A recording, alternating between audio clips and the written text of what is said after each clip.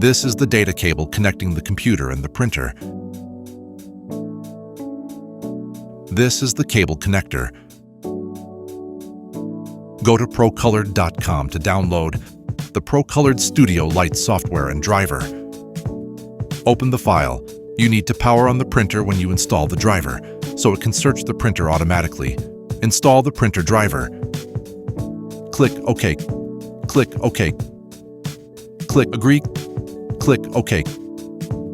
Wait for the driver installation to complete. Printer driver installation completed. Open the Procolored Studio Lite software .exe file. Click Next. Click Next. Click Install. Waiting for the installation loading. Click Finish. Click Allow Access. Procolored Studio Lite software installation finished.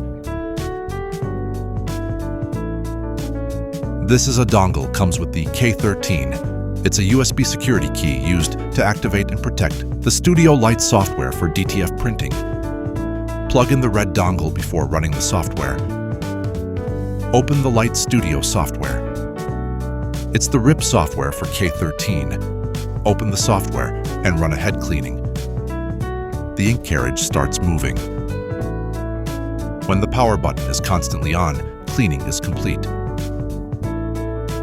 Click Nozzle Check. When the power button is constantly on, the test is complete. Now, we can start a no-ink printing test. This means operating the printer without ink to check whether the software can control the printer properly. Click the Import Image icon. Crop the image. Press Enter to finish cutting. Adjust the image size. Click Print. Once the job is processed, the printer will start printing. When the ink carriage stops and the power button becomes solid blue, the printing test is complete.